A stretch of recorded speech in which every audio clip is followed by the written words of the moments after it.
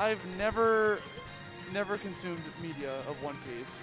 They told me how many chapters it was, and I was like, I'm sorry. No, you got it. It could be the best show in the world. I can't do that. It's so good, though. It's too long. I can't get into that. That's a commitment, bro. That's like a marriage. That was the best thing that I did over 2020. Sure, I gained a little bit of weight, but I definitely started watching One Piece, and definitely no regrets there. But regardless, it's not about One Piece. We got Incineroar, we got MRW back up on the stage versus ApolloKage, one of my favorite people. Both of these people are my favorite people. If you guys weren't here earlier, we saw a lot of action coming out from MRW's Incineroar, where he was just kind of showing up shop against the Olimar, doing a freaking good job of just like devastating his opponent. But now we'll see how this is going to go when you're playing against the likes of ApolloKage, who's currently completely in control. You see him already putting him at 99%, putting up these traps as well. The down tilt is such a good opportunity for you to like put them into. How did that? I guess because of the squat animation, it would just like didn't pick up in the Alolan Whip, which is very odd.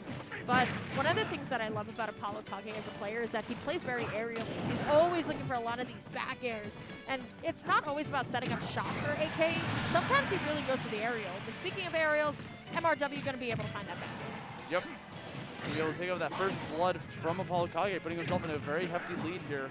All he needs is one back air, one up tilt, something, or a C4. That'll get the job done too. On top of that, bringing two stocks apiece, and now we got ApolloKage kind of just diving off stage. You're going to see this a lot, by the way, from MRW.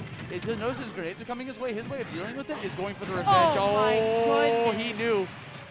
Yeah, My man labbed that.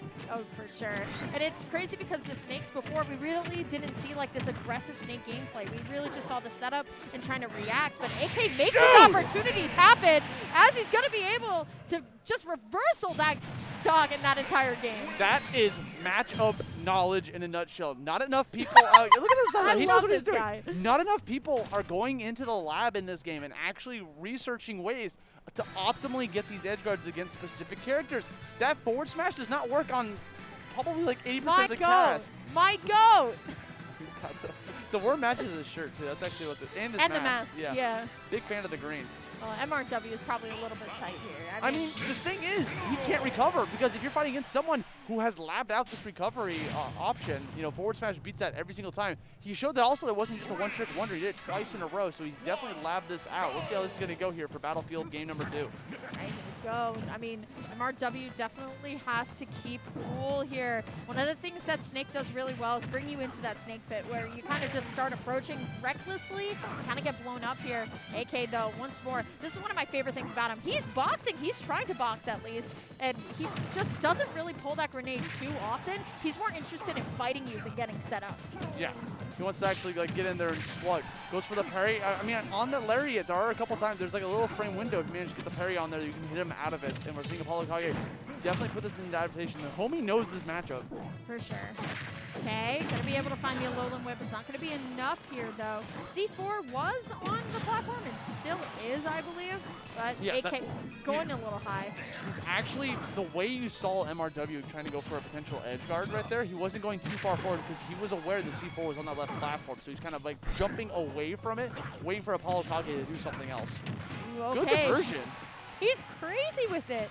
I feel like he uses his grenades more so as a way to set him up for the option rather than trying to use like C4 to get the KO. Like it's a very interesting kind of like flow that AK has. Going off of the down air, that's going to be enough for ApolloKage to get hit by the recovery on MRW's side. Looking for the back air, but now it's MRW. It's going to be able to find that dash attack, but still AK going high all the time.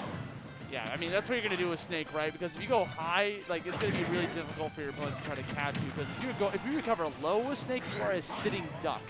You got to be aware of that. Putting the C4, the grenades up, use the spot dodge as he has to spot dodge to avoid the grenade. Because the C4 was there, he got a check mark.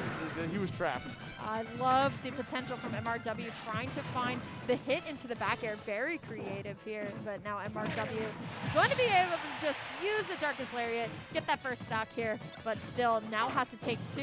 The Alolan Whip is a really great way to start, but now AK just building up more damage here. watching ApolloKage play is like watching a surgeon at work. You know, like being very precise with a lot of his movements. You know, you see MRW, he's just running through.